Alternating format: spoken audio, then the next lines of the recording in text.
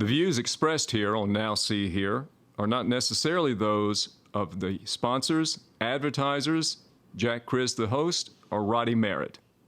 Hello everybody, Jack Chris here with the Now See Here podcast. We emanate every Wednesday from P.S.C.'s Coffee House in Ridgeland, Mississippi, and it's nice to be back in the saddle after a couple of weeks' absence. We're pleased to have you with us. Remember our great sponsors and promoters, SettleMyCase.com, Face Value Health, Dr. Michael Sanders, the Oxford Lafayette County Chamber of Commerce and Economic Development Foundation, Joe T's Fine Wine and Spirits, Spotify, P.S.C.'s Coffee House, of course where we're taping, Merit Media, Hometown Lenders of Mississippi, and our guest this morning, Mr. Brent Bailey, for Public Service Commissioner, Central District. Brent, good morning, Jack. Welcome back to Now See Here. And thank you so much. Good to see you and Roddy again.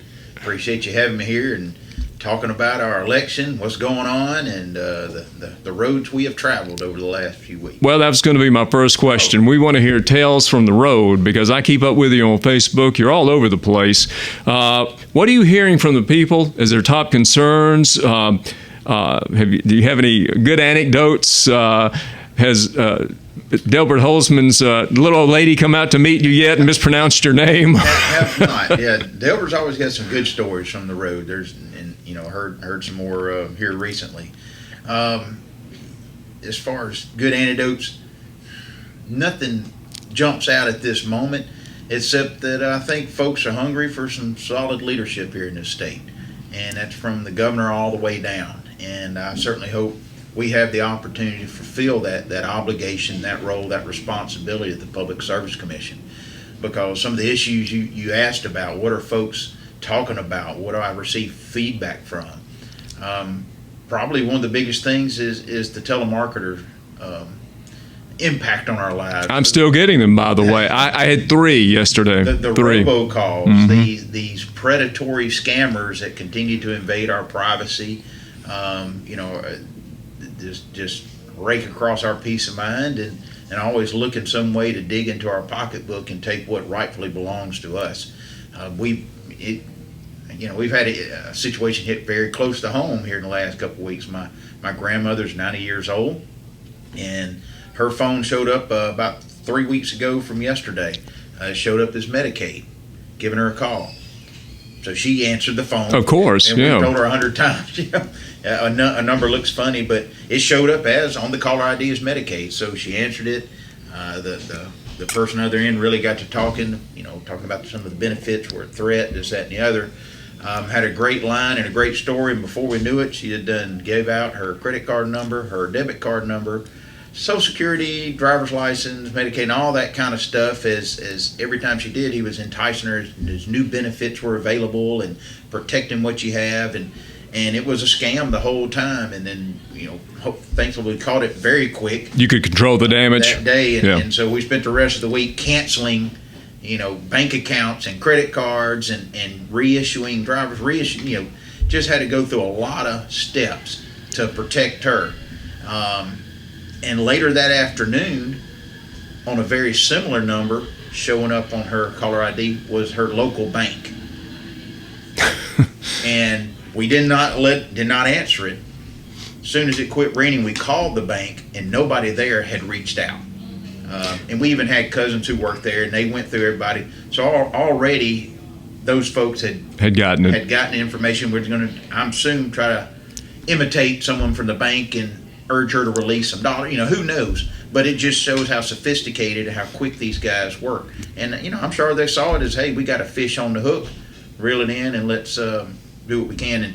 And so that just further infuriates me. It ought to infuriate everybody. Well, how many times do you have any guesstimates how many times this happens every day that a senior citizen or anyone gives out this kind of information to these telecallers? Well, it's pretty well known that in the U.S.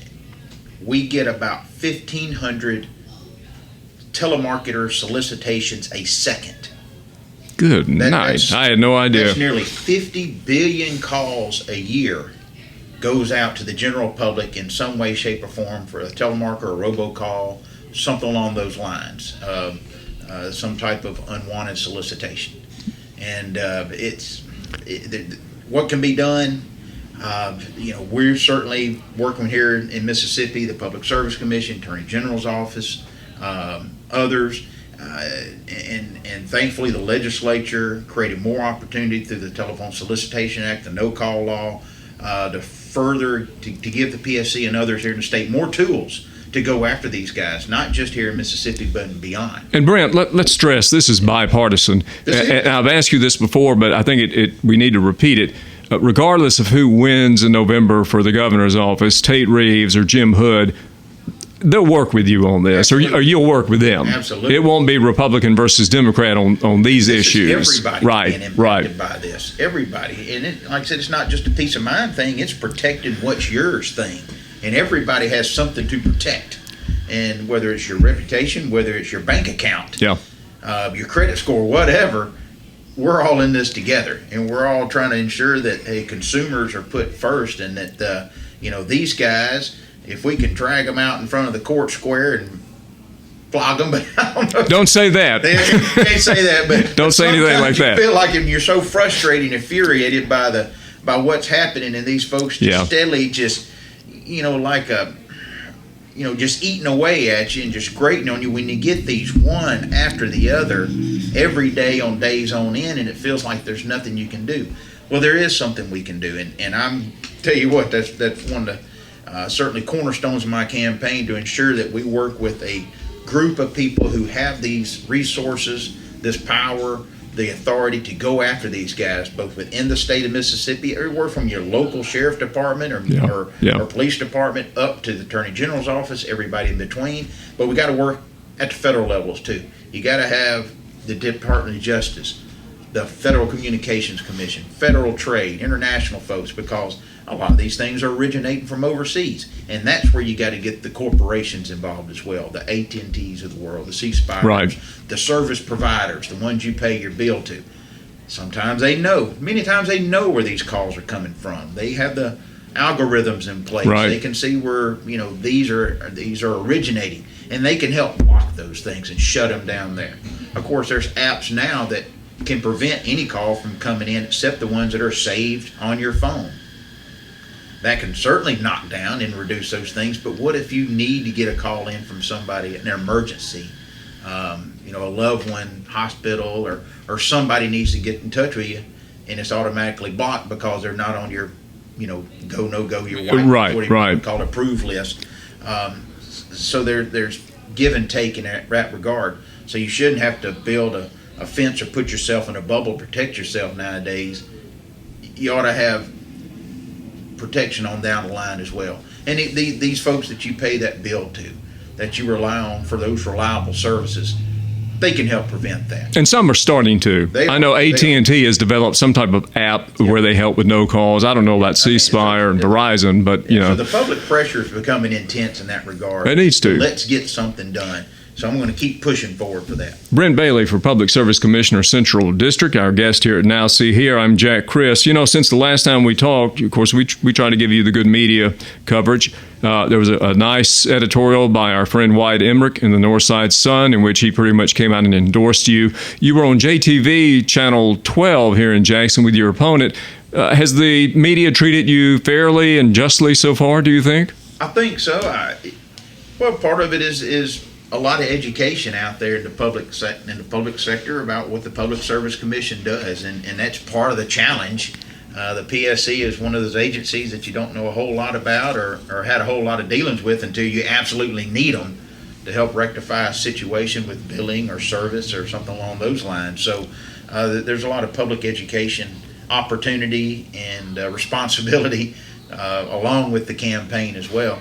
But getting back to the Northside Sun and Mr. Wyatt and the very kind article he provided there, and it was a very balanced article as well. I think so, yeah. He discussed both the candidates in this race, and of course his conclusion was that based on my work history, my experience, my qualification, the work I have been doing in this sector around energy policy, energy issues, regulatory and rate matters, felt I was the best one going forward to represent consumers in the Central District, to be an effective voice and a fair regulator to ensure that we do what is necessary to bring robocallers to justice to get responsible, reliable, affordable internet to rural areas and underserved areas, to really be a watchdog for rates and issues that impact your bill. And so we certainly want to continue to be that positive voice, and we want to do what we can and be the consumer's champion and be the people's champion at the P.S.C. for them. And before we get into, because I know this is on your push card, economic opportunities and what you can do in your position if elected, I think we need to point out to our YouTube audience and our listeners that next week, here at CC's, where we are right now, we're going to be hosting an event. My parent company, BAM South, Now See Here, Gil Ladner and Priest, SettleMyCase.com, and Brent Bailey for Public Service Commissioner. It's Coffee with a Candidate. Absolutely. From 7 a.m. to 9 a.m. next Tuesday, October 8th. We'll be here. First cup of drip coffee is on us. Is on the house. On the house. This is your opportunity to come and let's have a deeper conversation and one-on-one discussions, or even group discussions about some of these issues that we're discussing today. That we're talking. I want to hear, what are the concerns of voters out there, consumers. What do they feel like the P.S.C. needs to be focusing on going forward, and if we have the opportunity to represent them starting January next year, what is dear to their heart? Yeah, and what is dear to their pocketbook as well. And I'm sure you learn from them. Absolutely. As they learn from you. You were talking about educating them on what your role is. I have no doubt, probably, knowing you, that people might bring up something you maybe didn't think about. Absolutely. Am I right? I mean, you do. Yeah. You do. You hear things all the time, different perspectives. What about this? What about that? Folks, unsure about what is the reach and oversight of the P.S.C. as far as regulated versus for-profit utilities versus municipal versus nonprofits, and there's different levels of oversight and regulatory responsibility. But in many cases, the P.S.C. can always be your voice and your champion. Now, the expanding economic opportunities, Brent. First, let me ask you: how do you perceive your relationship with Mississippi's business community? Because you're going to be regulating certain utilities and segments. So, how do they treat you, and how do you treat them? I'd like to know more about that relationship.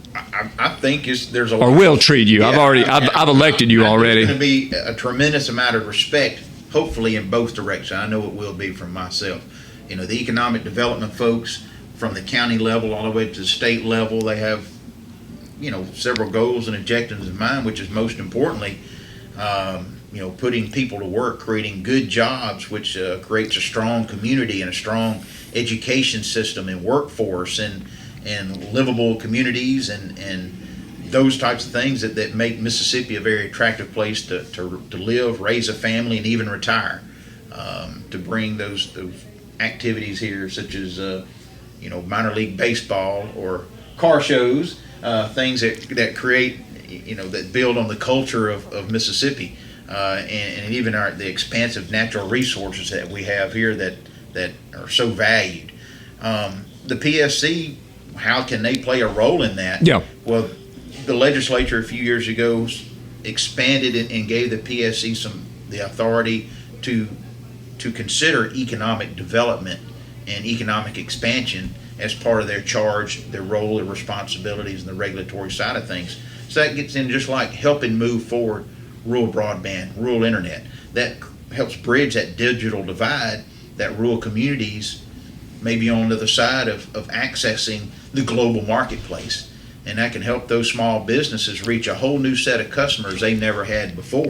Where are we on that? And why has the providers, why have they not gone into these rural areas? Is it because they don't think they can make enough money? It gets all down to economics. It's not cheap running a line of fiber, whether it's underground or pole to pole. And is there enough customers at the end of that line to help pay for that cost, to give them an adequate return on their investment in a reasonable amount of time that encourages, incentivizes them to move that line out there and keep expanding and reaching new folks. In your district, who needs it most? Everybody. Really? Even in the Tri-County area here? Throughout the Delta, East Central Mississippi, a lot of areas, the river counties. everybody needs it. Right.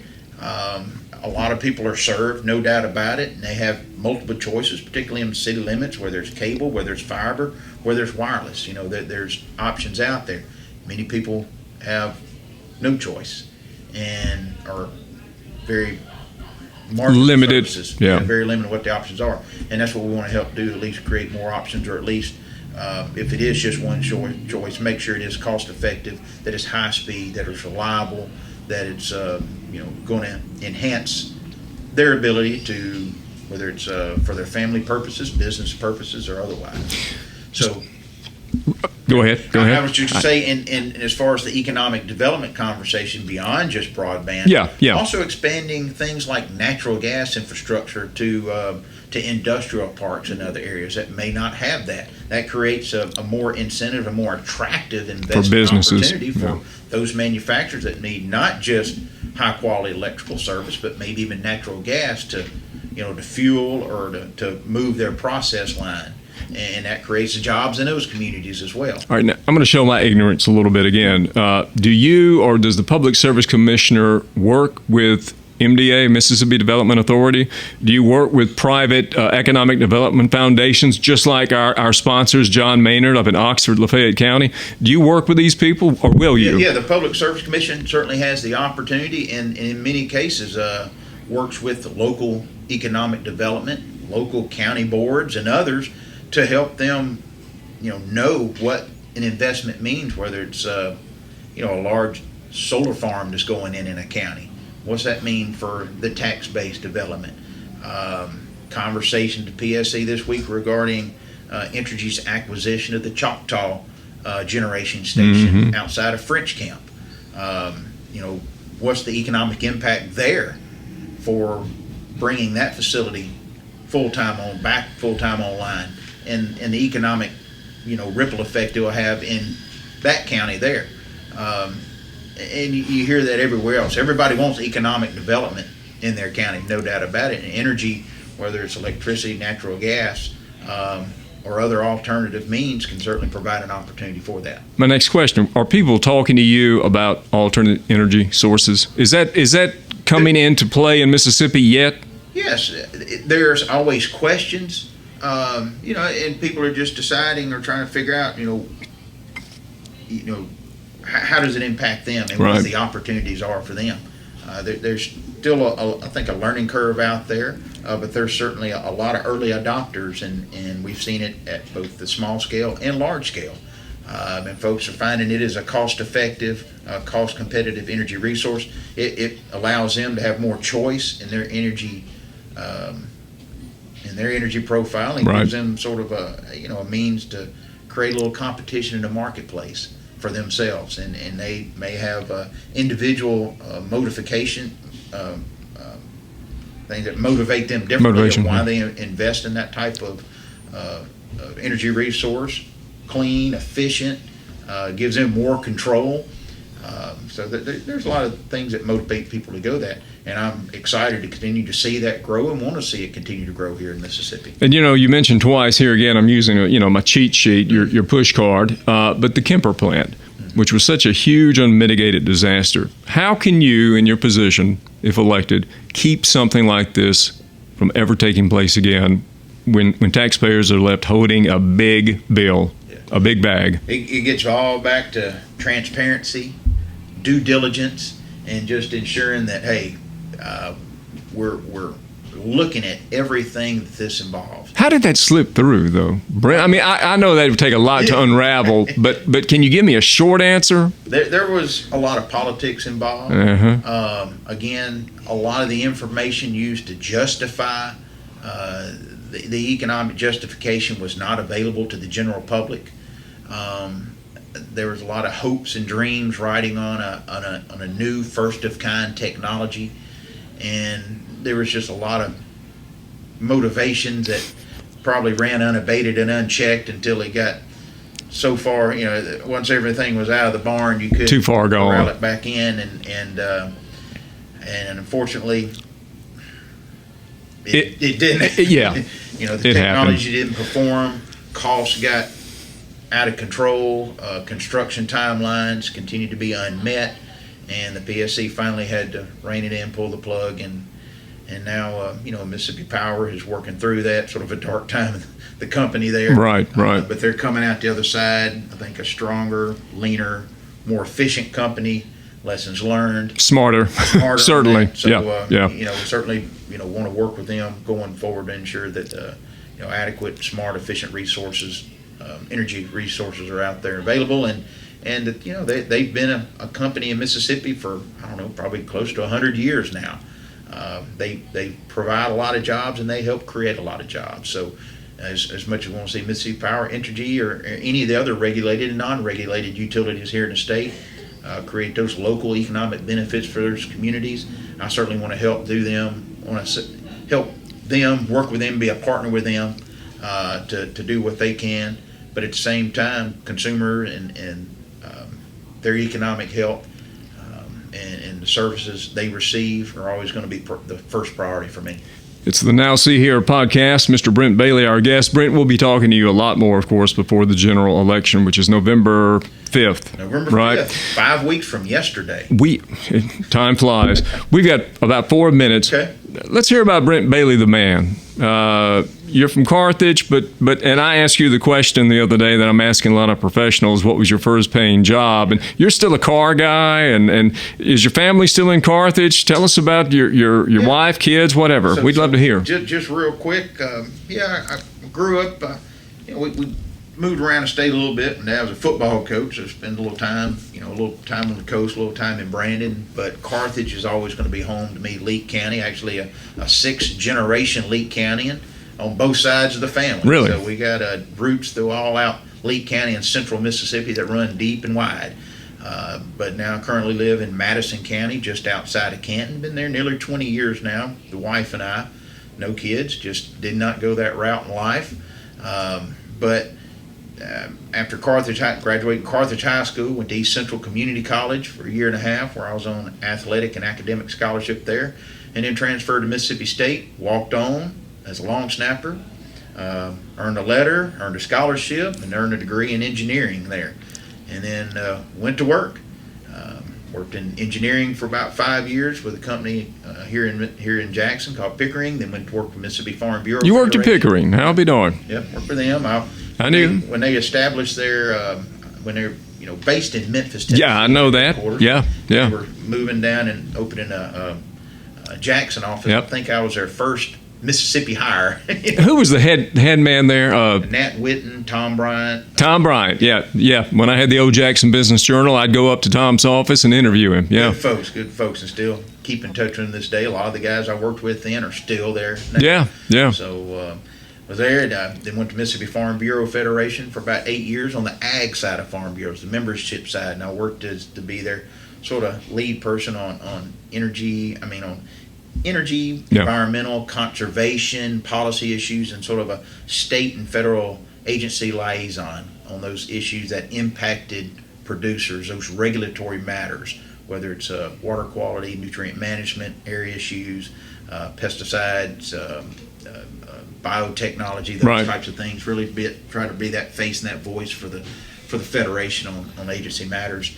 And then for the last 13 years, I've been working with a group called the 25 by 25 Alliance, and really focused on advancing and diversifying our nation's energy portfolio to strengthen rural communities and on giving them the opportunities to invest and profit from alternative energy opportunities. In a way, it just sounds like your whole life has been leading up to this. It does. I do feel that way, absolutely. And that's not how I set up the question. I just wanted people to know you, the man, personally, and by golly, it just translates into you preparing yourself your whole career for this job. I certainly feel that way. Yeah. Certainly feel that way. And as far as Brent personally, hobbies or interests, things along those lines, certainly always been you like doing podcasts. Absolutely. I was in here conversing with you, but a big Mississippi State football fan, kind of trying times, but hey. It was a rough Saturday, wasn't it? Still bleed maroon and white and always be a committed bulldog, whatever, and that's just my nature. Yeah, I'm kind of a car guy as well. I got a 66 Chevrolet truck that took down a few years ago. You're going to bring it next Tuesday, right? I plan to bring it out here and have it restored, and good. people check it out. So I enjoy going to the car shows and interacting with those guys, and really spend a lot of time out on the water. Enjoy being out on the reservoir and the coast and beach areas. Kind of a water person in that regard, and just enjoy getting out and, as I say, taking advantage of the natural resources we have in here in Mississippi. A lot of, I think, I don't want to say undervalued, maybe sometimes even underappreciated, but we're very rich in that aspect here in the state of Mississippi. We've got them. And look, don't feel bad about being a state fan. I'm a Minnesota Vikings fan. And I've been, I've been in therapy since I've been a fan, the old Fran Tarkenton days. Mr. Brent Bailey, I'm going to hold this up for our YouTube audience. Mr. Brent Bailey for Public Service Commissioner, Central District. I've even got my sticker on. We got your shirt out here, man. We're doing some promotion. Brent, next Tuesday, we look forward to seeing you here at CC's from 7 to 9. It's October Absolutely. 8th. Here in the central Mississippi area, Madison County, here, Ridgeland. Come on. Please come on out and join us for a little while. Get a cup of coffee. Let's chit-chat. And hopefully get your picture taken with the candidate. Get to know me a little better beyond a voice or a picture on a Facebook page. And let's meet the real me. That's what I encourage folks to do, and we'll certainly look forward to seeing you. We look forward to it too, Brent. Thanks so much for coming on the show again. Jack Chris, Now See Here at the podcast. Go to anchor.fm/Now See Here, HEAR. And also go to Spotify, iHeartRadio, so many other platforms where you can find our podcast. I'm Jack Chris on behalf of Roddy Merritt here at CC's. Thank you so much for listening, and take care.